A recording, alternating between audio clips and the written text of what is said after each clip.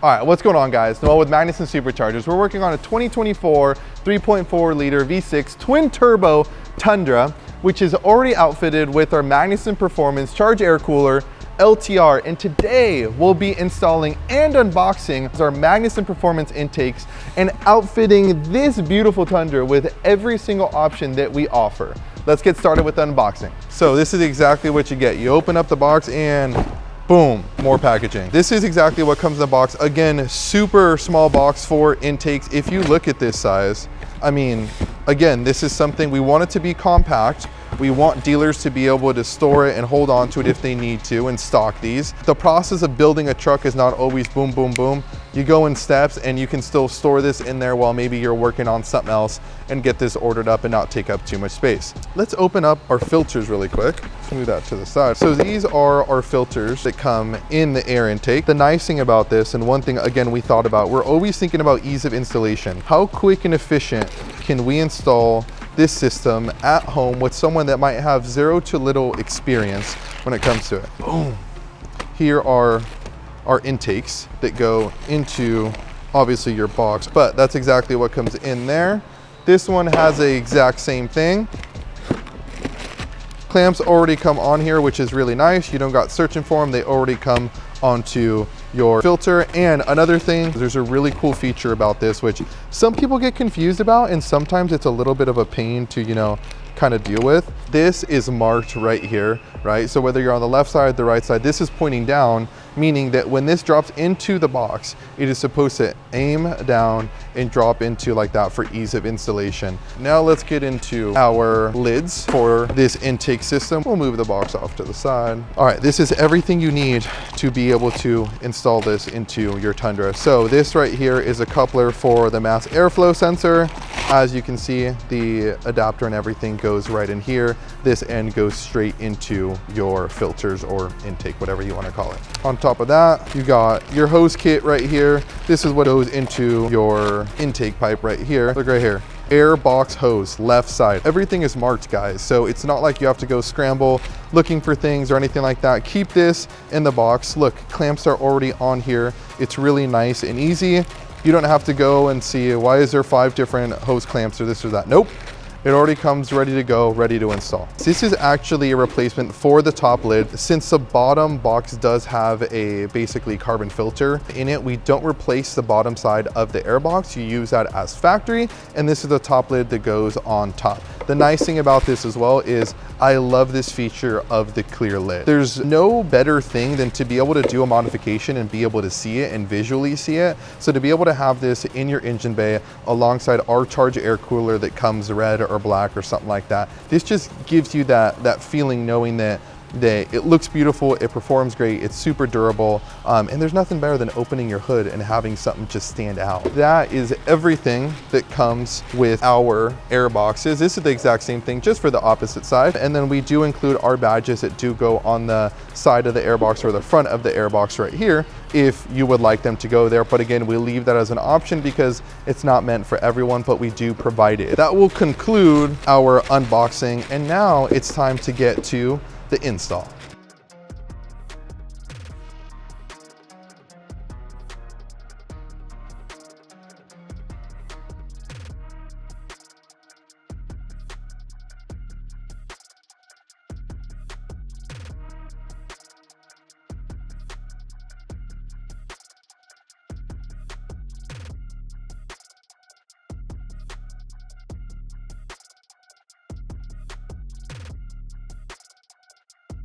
All right, guys, we're in front of the truck. Step 1, 10 millimeter. Everyone's got a different 10 millimeter, whether you have an impact gun, whether you have it on a ratchet. I'm lucky enough to have an impact gun. So we're gonna remove this clamp right here. This is the only one you need to remove. You do not need to remove this clamp closest to your intake. Don't need to remove that, just one. So we're gonna loosen this up, just like that. See how it moves around? You can give yourself a little bit more room, a little bit slack, like that.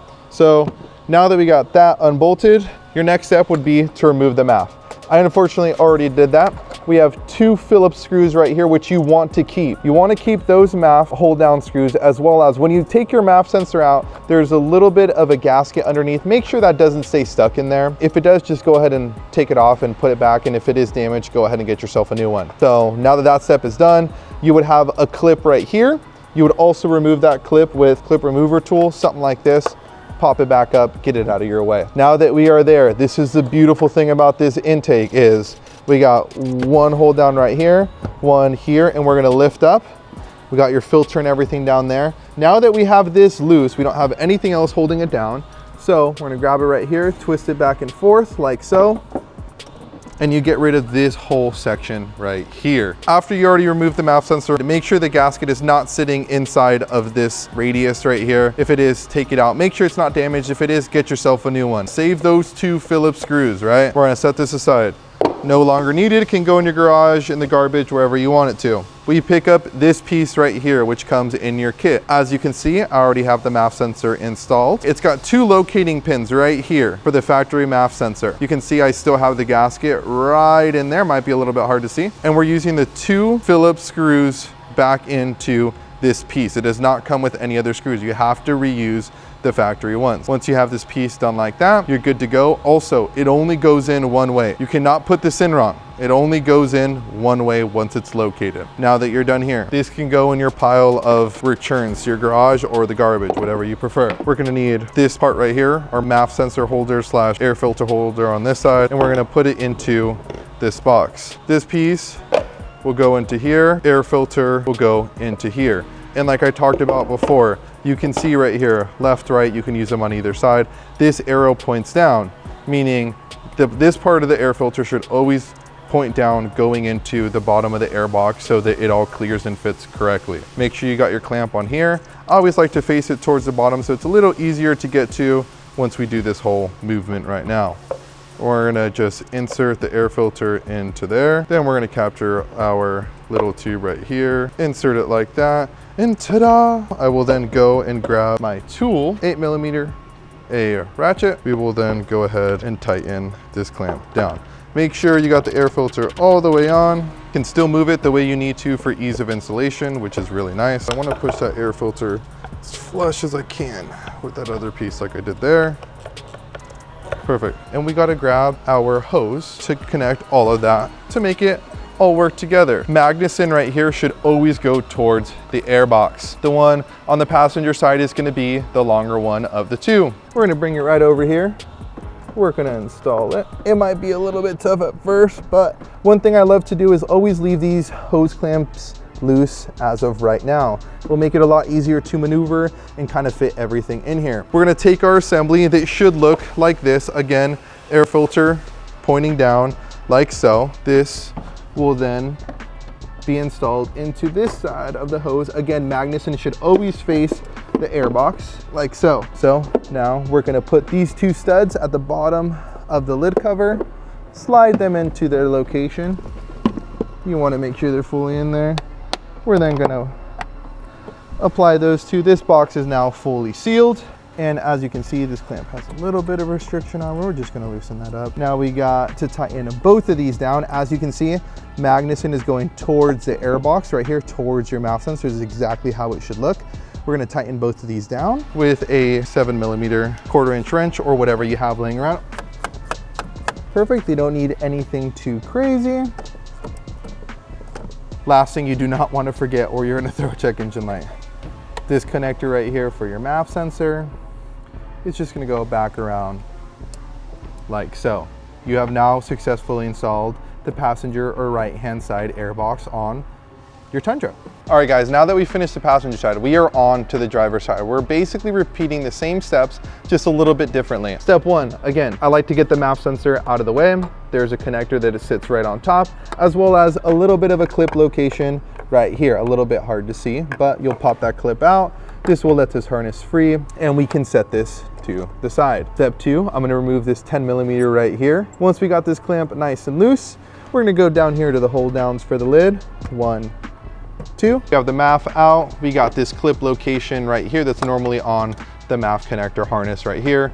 Pop that out, disconnect the MAF. There's 2 Phillips screws right here. You want to keep those. Also make sure that your gasket on your MAF sensor did not stay stuck inside of here, because if you do put that into the new airbox without that on there, you will throw a code. So now that we got this portion out, we're also going to take the factory air filter out, and we no longer need these 2. We just want to keep the bottom portion of the intake. Set this aside alongside the other ones. And this is where we end up. We have an 8mm here on one ratchet, a 7 on the other. This is what your finished product should look like. Filter inside of the lid with the arrow pointing down, always point down. We have this clamp already tightened down. This is your 8mm clamp, and we have our lid put together. Now that we have this, and we're gonna grab our boost tube right here. I always like to orientate these clamps so they're easiest to get to, but also kind of hidden for a clean factory style look.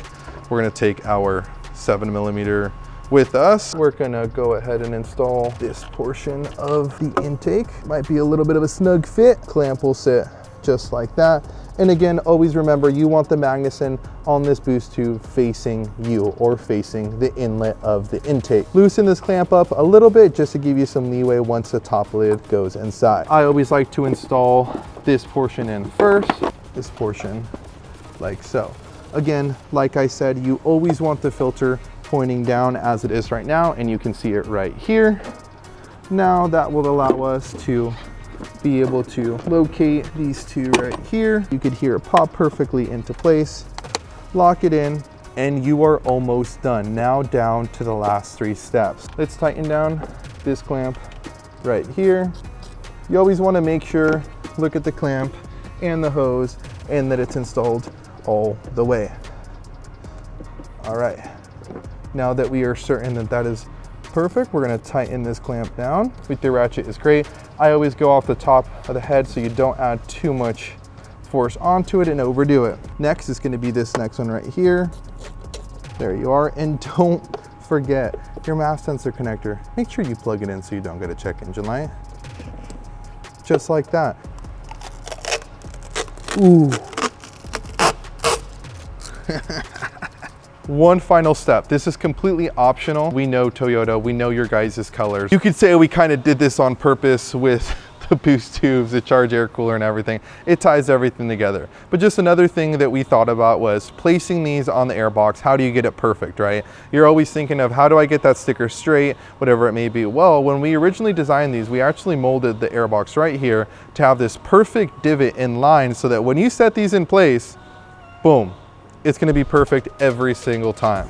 So we're gonna get these installed to finish up, because this client does want them installed, and I can't say that I blame them. So we're gonna go down, set the bottom up, make sure we get everything good to go, and just like that, place it on the airbox. Boom, who doesn't love that? All right guys, we are now on the passenger side. Again, you are following this mold that is built into the top lid.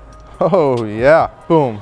Your install is now complete. All right, I know I'm gonna have a lot of questions. We got the intakes done. We got the charge air cooler on. LTR is on. We're about to do the exhaust system, and everyone might be wondering, well, what are the gains? What's the point of this stuff? Well, at the end of the day, we always wanna keep temperatures as cold as possible for our IETs. That will let us be able to make more power and make it for a longer period of time. That is why we have the charge air cooler, the intakes flowing in all that cold air into the turbos. But on top of that, we do have something coming very, very soon that's gonna pull all of this together and really make it the big, amazing truck that it should be from the factory. So stay tuned for that. We're gonna get the exhaust system on, and then another little thing might be coming for you guys that have the new Tundra.